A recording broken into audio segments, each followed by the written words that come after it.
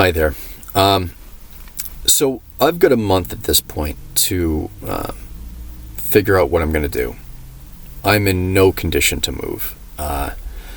The process of moving is for someone in my position a Herculean task, and my position normally in good health and mental health.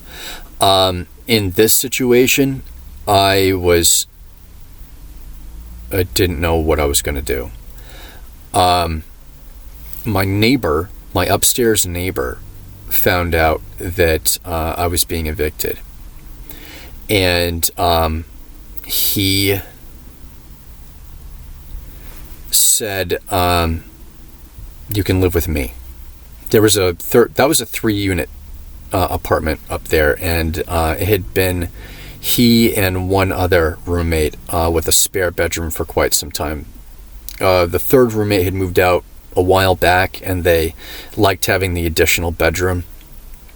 I don't blame them. It made their rent more expensive because they just the way we all structured it was we would divvy up the rent equally, but they enjoyed the extra space and less people in the apartment. Roommates are no fun. Get to a certain age, roommates are no fun, generally speaking. In my opinion, anyway. I could take that bedroom. He told Dave that, and Dave forbid him to do that. And the conversation where Dave realized that I was going to move up there, Dave said he's not moving up here. And this was the only other unit, my unit, that he was now kicking me out of with my other 2 roommates. Under the, saying that it was going to be for renovations. He said, "You can't have Steve move up there. I won't allow it." The only way to truly enforce that, excuse me, would be to back it up with saying, "Or I'm going to kick you out." He wanted that revenue.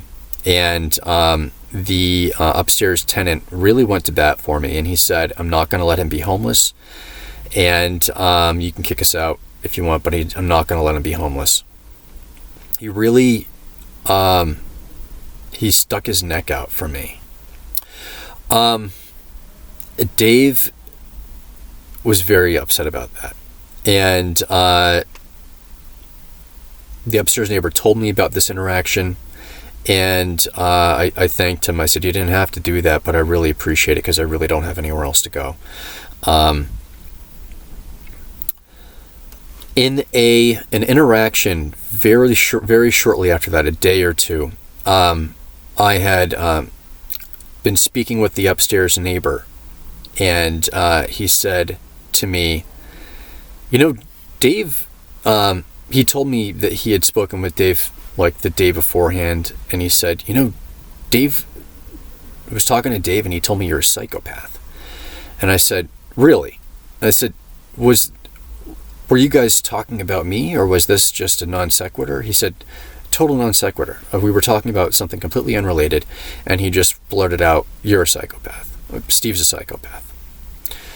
And it was very clear that Dave was, at this point, since he couldn't kick them out without losing the revenue from that unit, his approach at this point was to get them to think that it would be unsafe for them to have me live there, that I was whatever threat a psychopath poses. You let your imagination run wild. So he was really resorting to anything to make sure that I'm homeless. That's what he wanted. He wanted me to be homeless. So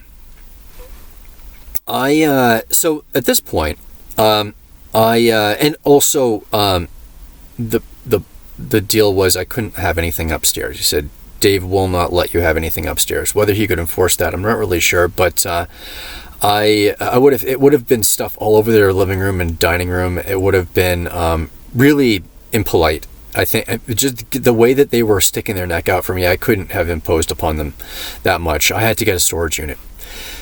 The situation with the storage unit was there were no storage units anywhere in the area available. None. There was a wait, and one was going to be becoming available. It was a 10 by 10. And it was all I could afford. It was $150 for the first month and then $130 thereafter. It was a 10 by 10, and it was at a storage unit in the next town over, about 15 minutes away or so. The storage unit wasn't going to become available until the middle part of the last week of the month. In addition to this, the upstairs roommate who was really going to bat for me and really putting everything on the line, potentially sacrificing even his housing situation for me, was the only one doing that. Now, the other person that lived up there, his roommate, he had a bedroom above me, and he had been there for years. He was 12 or 13 or so years younger than I was. He was about 30. And for the past 2 years, about a year prior to this, for a duration of about 2 years or so, he had switched to second shift. He worked for, I'm not going to tell you where he worked, but it was a very large corporate retailer. They're nationwide, and he had the ability to work any shift he wanted to. He chose second shift because he liked gaming, and he apparently liked gaming. Maybe he liked the community he was gaming with at night as opposed to during the day. And he played a lot of video games, and it had been keeping me up. He would get home about 10 o'clock at night, right when I wanted to go to bed. And his night would start. He would get in, it would be loud, stomping in his bedroom. He would make dinner. I became very aware of his routine.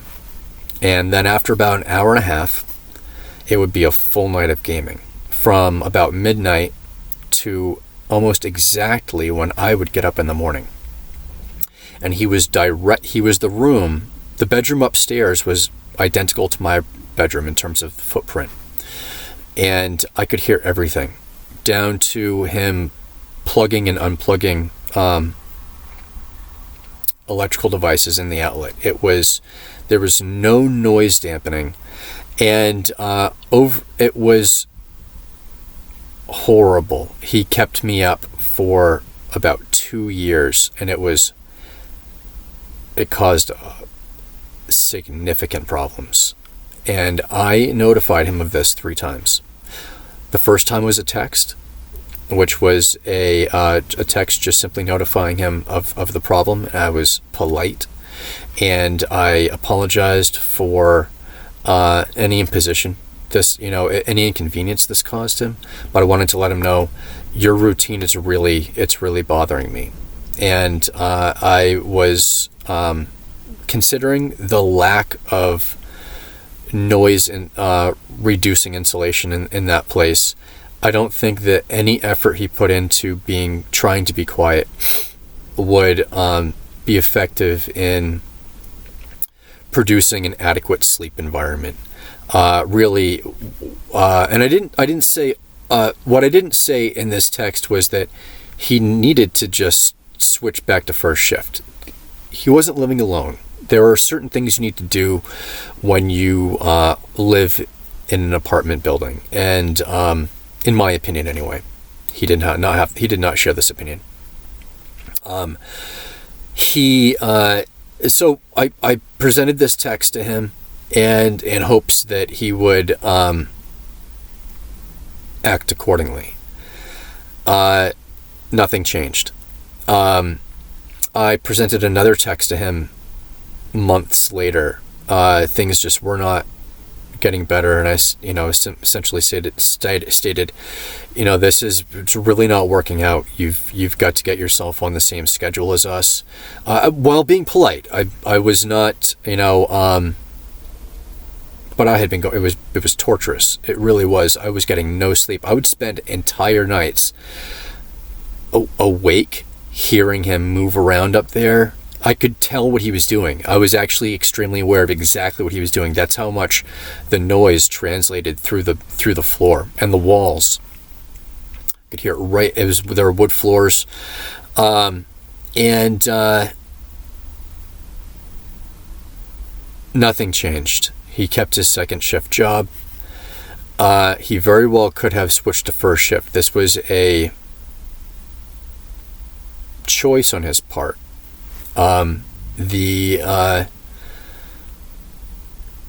His pursuit for optimizing his recreational activities, maximizing the amount of enjoyment he got out of his recreational activities, which was doing them not just simply partaking in those recreational activities, but doing them between the hours of 12 a.m. and 6 a.m. I imagine because he enjoyed the community of people that he was online with while he was gaming. For him, was more important to maximize his enjoyment doing that than it was for me to get essential sleep. I do not subscribe to that philosophy. Sleep is an essential bodily requirement, and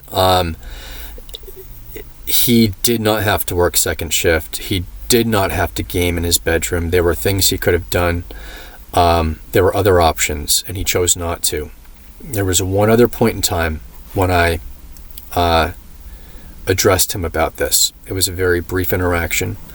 I heard him coming down the stairs, and I caught him outside. His vehicle was parked directly outside in front. So I walked out of my apartment and opened the door, and then walked right down the steps. And his car was right there, basically on the other side of the sidewalk. And I got his attention, and I said something like, "Hey, I'm sorry to catch you before you go. I just wanted to ask you." And it was about a 30-second interaction, and I wanted to, I said, "It's still a problem. Is there any way you can tell me at least when your days off are, so that I'll know, I can at least know which days I won't have to worry about you coming home and stomping around at 10 o'clock at night. Maybe I can get to sleep those nights, and perhaps me being already asleep will allow me to stay asleep while you're gaming." I was really trying to accommodate him. He apparently had harbored a lot of resentment. There is a reason why I told you this. He did not want me living upstairs, and he harbored a lot of resentment toward me for asking such a monumental request of him. And so in an effort to try to work with, trying to get me up into the apartment, the upstairs neighbor who was facilitating all of this also wanted to try to bring the other roommate around and try to figure out a way to make him okay with this, and he just would not do it. And this went on until 2 days before the end of the month. And the other roommate was like a child. He and I never spoke, except for if I saw him coming up the stairs, if I was outside on the porch. He was very antisocial. He once I caught wind of this, I tried to text him, said, "Hey, let's work this out. If I only approached I only approached you about this situation because it was really causing me some serious problems. And, if you harbor some resentment toward me because of that, let's try to work through that. If it ends up that you don't want to ever speak to me again, I don't have to talk to you while I live up there in the apartment. Or perhaps we can work through this and we, we can find a way to coexist but please don't let me become homeless because you are so angry with me about approaching you because of this situation. He never once responded to me, and he was dodging his roommate, would not communicate with him at all. So in the end, the roommate, the upstairs neighbor who was allowing me to stay there, said, all right, just move your stuff in. So I had 2 days. I had 2 days at this point I had spent the past few days moving my stuff into that storage unit. And then I had 2 more days before the end of the month to actually move the remainder of my things, my bed, my bedroom stuff, and all the things I couldn't fit into that storage unit. I had piled everything in there. And that was not very much time. On the last day of moving out, so this was day 2 of rushing to get everything upstairs, Dave came into the apartment, no knock, just walked in. I mean, technically it was the last day of the month, but I could still be there moving out. Plus there were no other tenants moving in, so it didn't matter. The guy he just did not like me. He was so angry with me that I was still moving out.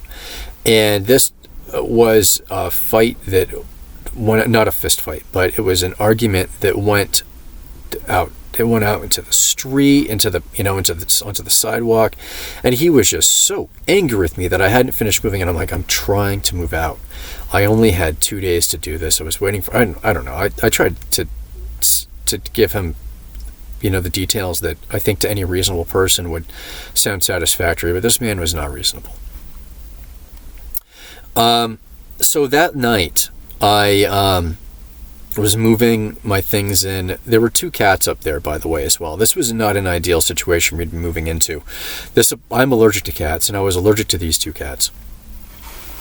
And as I was moving in, my roommate kept the cats in the living room, which we could close off, but toward the end, I had been moving in so long, he's like, I gotta let the cats out. They need to, roam around and, and stuff. So these cats wanted into my bedroom so badly, and I could not let them in the bedroom because I'm allergic to them. And if they got onto my bedding, I had no way of washing my bedding. I was nearly out of money. I had no washing machine. I couldn't afford going to the laundromat. Every bit of money I had was for rent. I had that, but nothing else. And I couldn't let those cats onto my bed because it would be hell for me. It really is a problem. If allergic to cats to varying degrees depending on the cat.